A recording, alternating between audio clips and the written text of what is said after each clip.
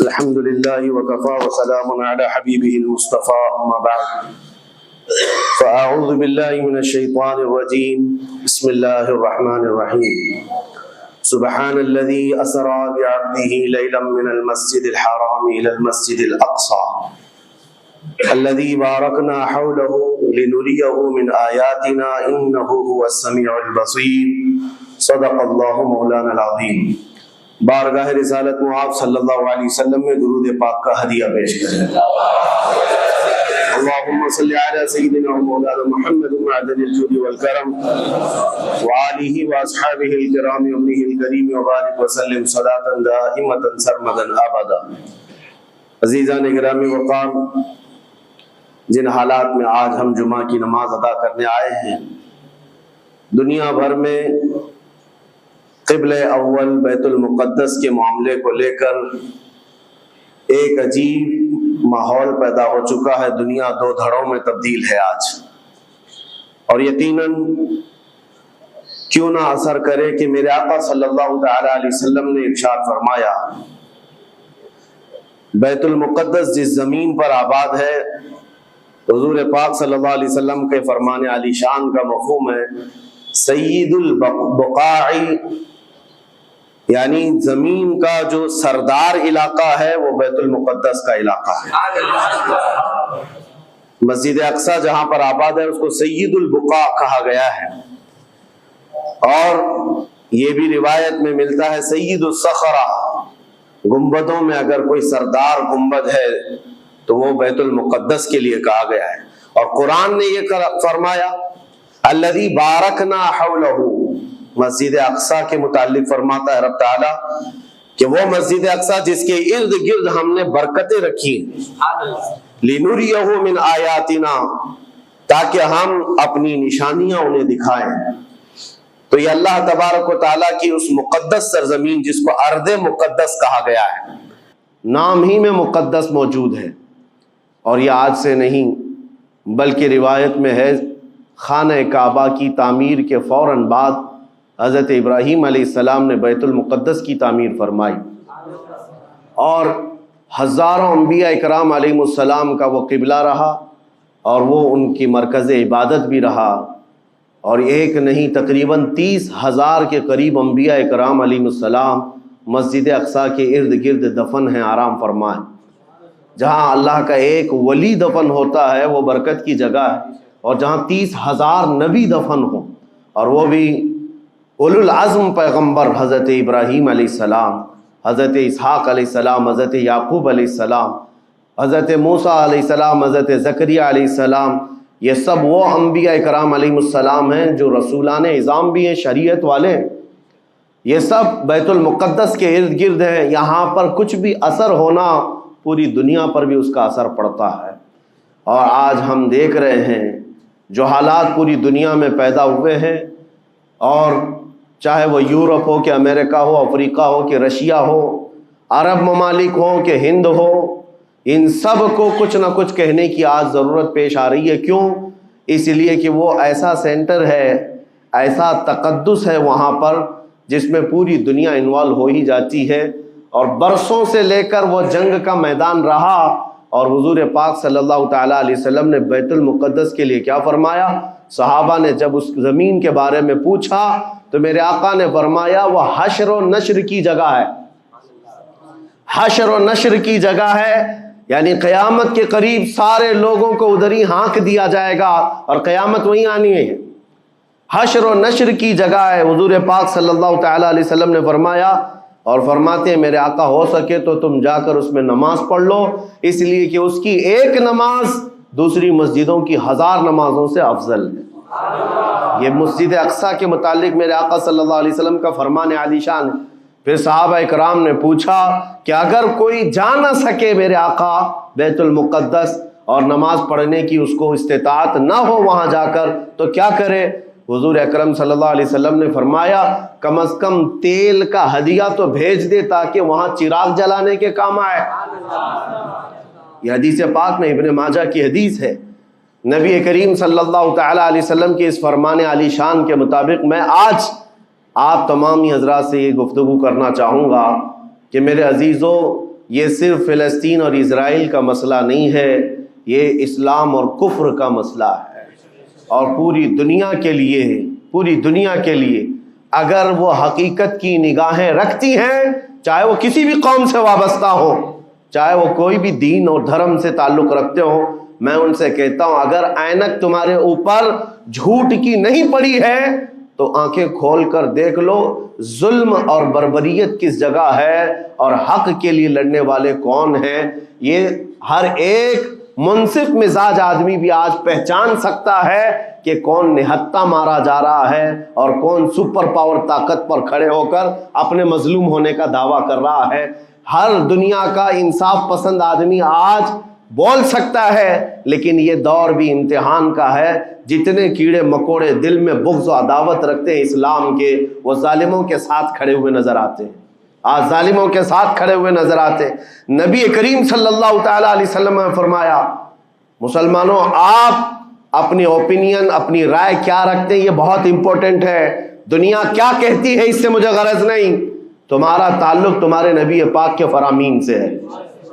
خبردار خبردار تم کبھی ان ظالموں کی حمایت میں نہ آنا، ورنہ قرآن کہتا ہے وَلَا تَرْكَنُوا، اللہ تعالیٰ فرماتا ہے اس طرف تم توجہ بھی مت کرنا، جھکاؤ بھی مت رکھنا، جس طرف ظالم گئے، جس طرف ظالم گئے ہیں اس طرف جھکاؤ بھی مت رکھنا۔ اور آج کہیں ایسا نہ ہو کہ دنیا تمہارے پاس بہت آ گئی، چکا چوند دنیا دیکھ کر، جیسے امارات والے ہوئے، متحدہ عرب امارات، دبئی جیسے آج انٹرنیشنل سٹی ان کے پاس مل گئی ہے، پوری دنیا وہاں پر تجارت کرنے لگ گئی، بحرین جیسے کنٹریز، ان کے پاس دنیا کی فراوانی آ گئی، تو آج وہ یہ سمجھنے لگ گئے کہ ہم کو مظلوم اور غریب فلسطینیوں کی مدد میں بات نہیں کرنی چاہیے، جو سپر پاور طاقت ہے اس کے ساتھ کھڑا ہونا چاہیے، کیونکہ ہماری ٹریڈنگ کا مسئلہ ہے، ہماری تجارت کا مسئلہ ہے۔ وہ یہ بھول گئے کہ ان کا اسلام کہاں ہے، ان کے آباء و اجداد کی روایت کہاں ہے۔ لیکن میں آپ سے کہتا ہوں ان کے نقشے پر چل کر کبھی اپنی رائے کو بدل نہ دینا۔ بعض مسلمانوں میں یہ گفتگو پھیلی ہوئی ہے کہ کیا ہم ہی مسلمان ہیں ہندوستان کے، کیا ہم ہی لوگ ہیں جو اپنی رائے بنائیں، وہ بڑے بڑے لوگ ہیں، عرب لوگ ہیں اور بڑے بڑے مشائخ ہیں وہاں پر، ان لوگوں نے رائے الگ بنائی ہے، وہ دنیا کے اور پیسوں کے پجاری بن گئے ہیں، ان کے ہاں نفس غالب آ چکا ہے اور شیطان کا ان کے اوپر غلبہ ہے، وہ حق نہیں دیکھ رہے ہیں۔ میرے عزیزوں کہیں تم اپنی رائے اس طرح بنا لیے تو حدیث کو جھٹلانے والے ہوں گے۔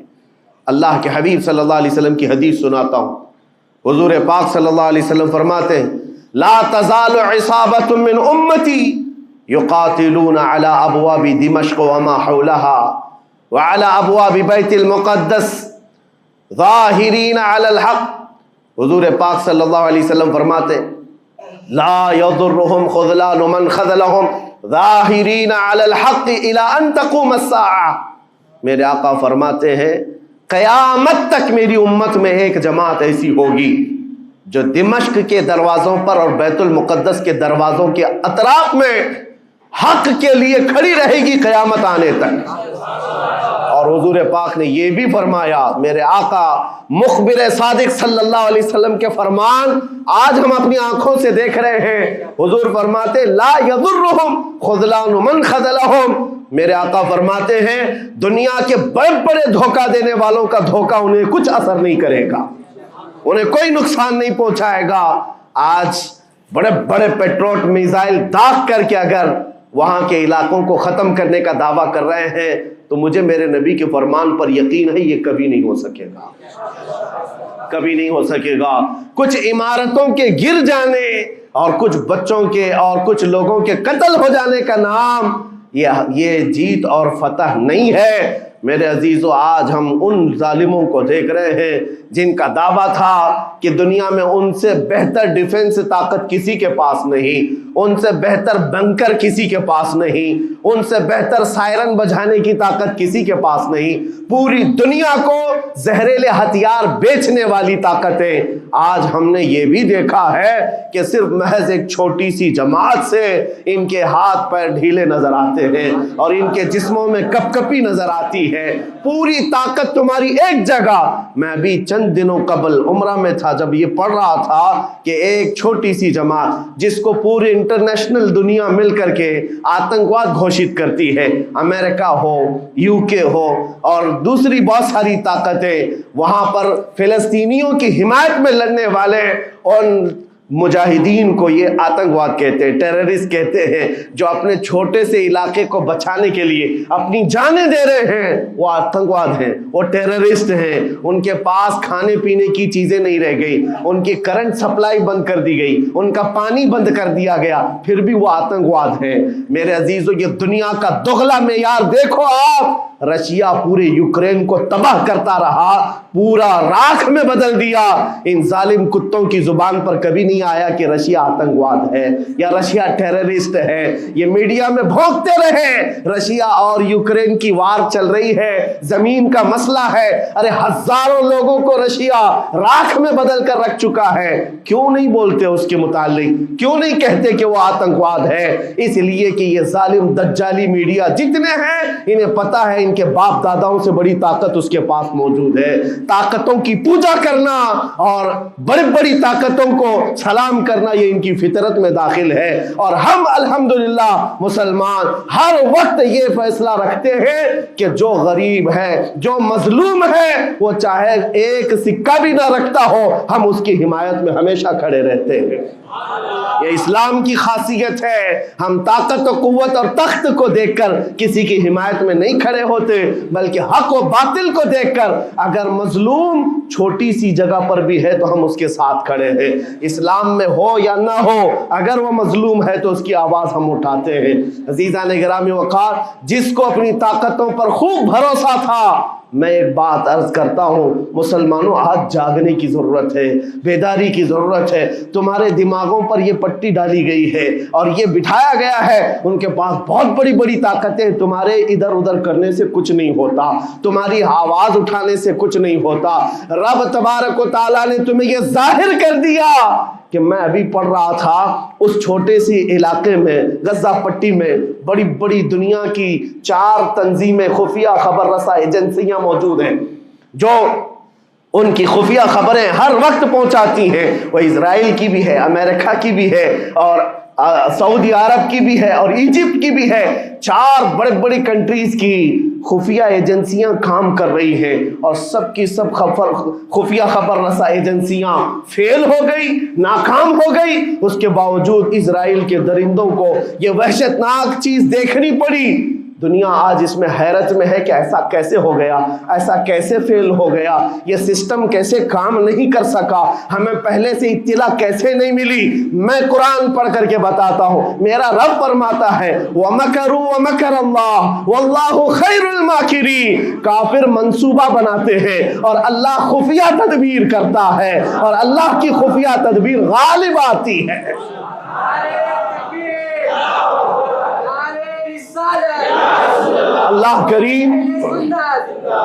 अल्लाह करीम जब खुफिया तदबीर फरमाता है, सारे सिस्टम फेल हो जाते हैं, दुनिया की ताकतें हेच हो जाती हैं। आप कभी ये मत समझना कि दुनिया के पास बहुत बड़ी ताकतें हैं। नहीं मुसलमानों, ईमान इसका नाम नहीं है। इकबाल ने बहुत पहले कहा था, अल्लाह को पामर्दी मोमिन पे भरोसा, इब्लीस को यूरोप की मशीनों का सहारा।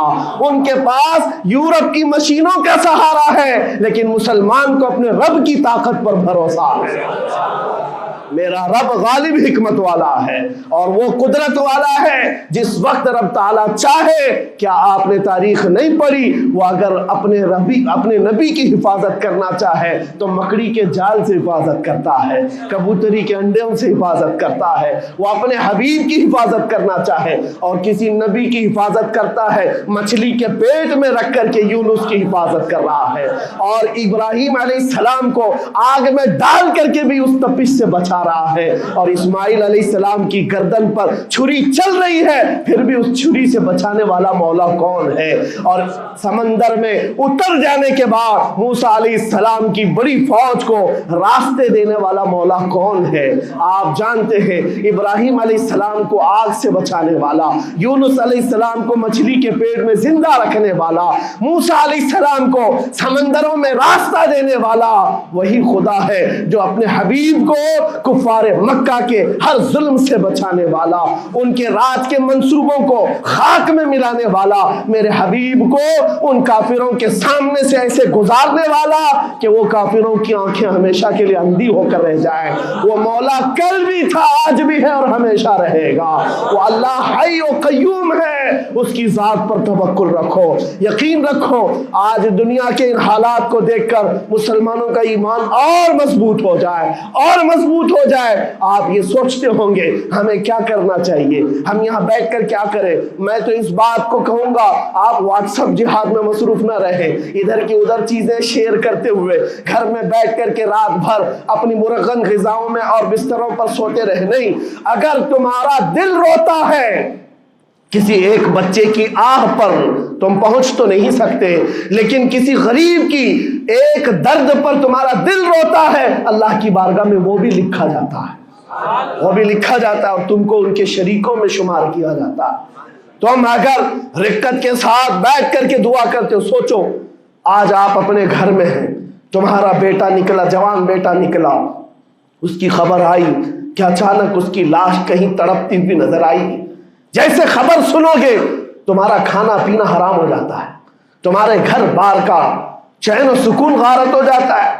کیا ہوتا ہے جب اپنا ایک جوان بیٹا کہیں کسی حادثے میں انتقال ہونے کی خبر بھی آ جائے، بے چینی اور گھر میں کوہرام مچ جاتا ہے۔ یہ چیز کیوں ہوتی ہے؟ کیونکہ تمہارا تعلق ہے، جسمانی بھی روحانی بھی تعلق ہے اپنے بیٹے سے۔ اور میرے آقا نے فرمایا مثل المؤمن کمثل جسد اذا اشتكى عضو تداعى له سائر الجسد بالسهر والحمى۔ میرے آقا فرماتے ہیں پورے مومن جتنے بھی دنیا میں ہیں سارے مومنین ایک جسم کی طرح، میرے آقا فرماتے ہیں ایک جسم کی طرح ہیں، اگر ایک عضو کو تکلیف ہو تو پورے جسم میں بخار آ جاتا ہے، ایک عضو کو تکلیف ہو تو پورے جسم میں بخار آتا ہے۔ آج تمہاری کیفیت یہ ہونی چاہیے جس وقت ان حالات کو دیکھو تمہارا دل روئے، تمہاری بے قراری بڑھ جائے، تمہاری بے چینی بڑھ جائے اور بارگاہ رب العزت میں گڑ گڑاؤ کہ مولا اگر ہمارے برے اعمال کی وجہ سے، ہمارے گناہوں کی وجہ سے ہمارے بھائیوں پر اگر یہ آفت آئی ہے تو میں توبہ کرتا ہوں، میں باز آتا ہوں مولا، میں اپنی حرکتوں سے توبہ کرتا ہوں۔ آج تمہیں پتہ ہے یہ آج کا حادثہ نہیں، اس دنیا کو میں جتنا کوسوں کم ہے جو دغلی پالیسی رکھتے ہیں، جو ڈبل سٹینڈ رکھتے ہیں، ان کو جتنا بولوں کم ہے، میں ڈرتا نہیں ہوں اس بات پر، لیکن آج دل بھرا ہوا ہے ان مظلوموں کی آواز کو سن سن کر کے، جن کے گھروں پر رات بھر بمباری ہوتی ہے، جن کے شہر کا پورا بادل پٹاخوں سے نہیں میزائلوں سے روشن دکھتا ہے۔ میرے عزیزوں کیسی راتیں وہ گزارتے ہیں، ماں رات کو اپنے بچے کو گلے سے لگا کر سوتی ہے، اس کو یقین نہیں ہوتا صبح تک میرا لال میرے ساتھ رہے گا، انہیں پتہ بھی نہیں ان کے دروازوں پر موت دستک دے رہی ہے۔ 5000 سے زیادہ راکٹ داغ کر کے ابھی بھی ختم نہیں کیا گیا، اور ظلم اتنا ہونے کے بعد حیرت ہوتی ہے اس دگلی دنیا پر میڈیا میں بار بار یہ کہا جاتا ہے ان آتنکیوں کا خاتمہ کیا جا رہا ہے، آتنکوادیوں کو نیست و نابود کیا جا رہا ہے، جن کی زمین پر 70 سال سے قبضہ کر کے بیٹھا ہے، دنیا اس پر کچھ نہیں بولنا چاہتی۔ آپ کو پتا ہے ہسٹری جنہوں نے پڑھا نہیں وہ آج بھوک رہے ہیں، جن کو تاریخ معلوم نہیں ہے وہ ٹپنی دینے کی کوشش کر رہے ہیں، ان کو اپنے باپ داداؤں کی تاریخ نہیں معلوم، یہ فلسطین کی تاریخ پر چل پڑے۔ پتہ ہے 1917 میں صرف 4000 یہودیوں کو رہنے کی اجازت دی گئی تھی، جب یہ پوری دنیا سے مارے مارے گھوم رہے تھے، ان کے لاکھوں یہودیوں کو مار کر ختم کیا گیا تھا۔ اس وقت فلسطین میں 4000 یہودیوں کو پناہ دی گئی تھی، اور یہ 4000 سے بڑھتے بڑھتے بڑھتے پوری دنیا سے ہجرت کر کے آتے رہے، 1948 में इन्होंने अपने मुल्क का ऐलान कर दिया।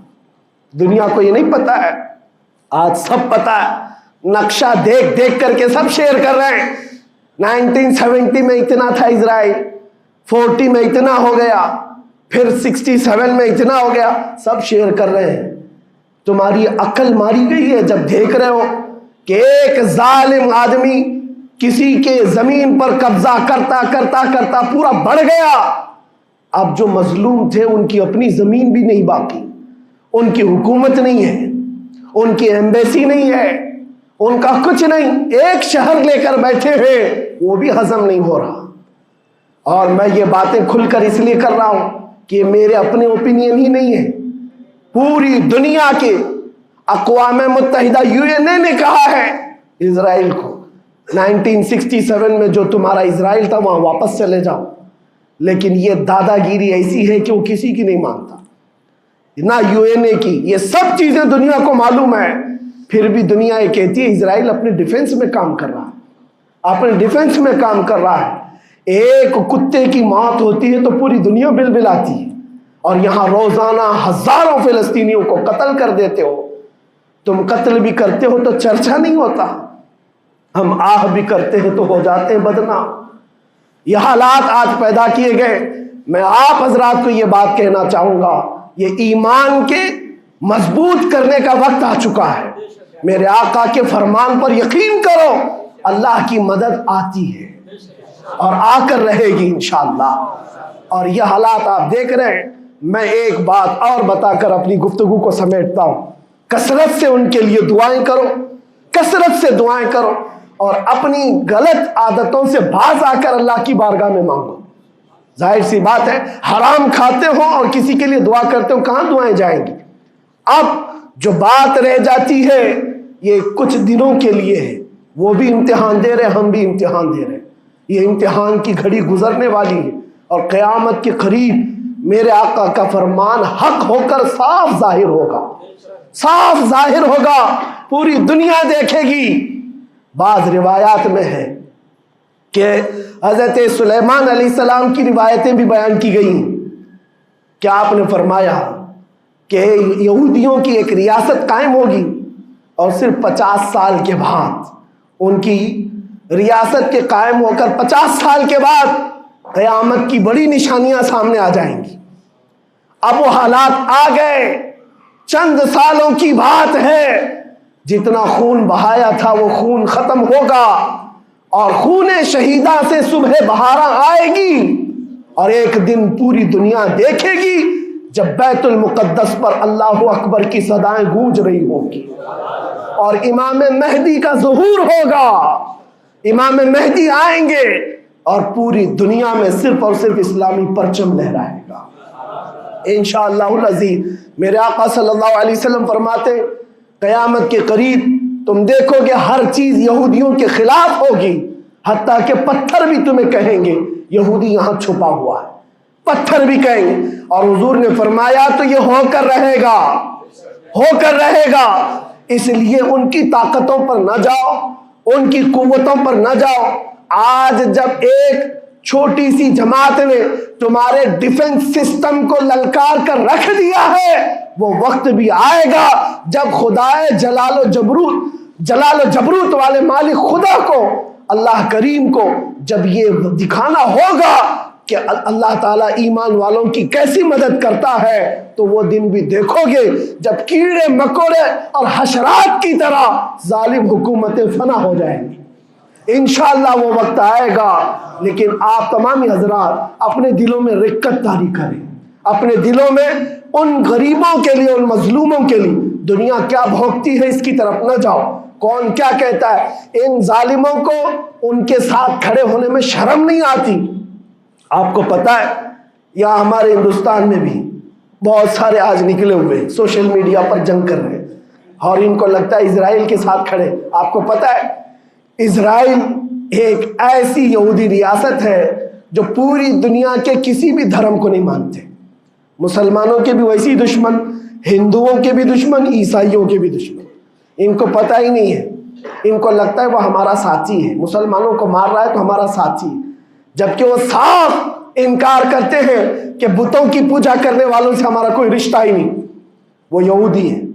وہ پوری دنیا میں اپنے آپ کے متعلق یہ عقیدہ رکھتے ہیں کہ اللہ نے ہم کو ایک خاص مٹی سے بنایا اور سارے انسانوں کو کچرے سے بنایا, ساری دنیا کو کچرے سے اور جانوروں کے فضلے سے بنایا اور ان کو ایک خاص جنت کی مٹی سے بنایا. اور قرآن میں یہ ذکر موجود ہے. اللہ فرماتا ہے وقالت الیہود نحن ابناء اللہ واحباؤہ. اے محبوب, یہ یہودی کہتے ہیں ہم اللہ کے بیٹے ہیں اور اللہ کے محبوب ہیں. رب فرماتا ہے اے محبوب ان سے کہہ دیں اگر تم اللہ کے بیٹے اور اللہ کے محبوب ہو تو مرنے کی تمنا کرو کیونکہ اللہ سے مل جائے.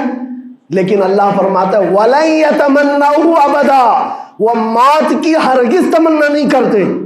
یہودیوں کے ہاں جینے کی ہوس بہت ہے اور قرآن کہتا ہے لَوْ يُعَمَّرُ أَلْفَ سَنَةٍ, اگر ان کو 1000 سال کی زندگی بھی دی جائے تب بھی وہ مرنا نہیں چاہتے. یہودی مرنا نہیں چاہتے. یہی تو بات ہے میرے عزیزوں, دنیا میں اور ہم میں فرق یہ ہے وہ کہتے تو ہیں ہم اللہ کے بیٹے اللہ کے محبوب لیکن مرنا نہیں چاہتے. لیکن مسلمان کا بچہ بچہ جذبہ شہادت میں نظر آتا ہے. وہ ہمارے نزدیک موت کوئی حادثہ نہیں. ہمارے بزرگوں نے تو ہمیں یہ بتایا ہے کفن کندھے پر لے کر چلنا, موت آئے تو اوڑھ کر سو جانا.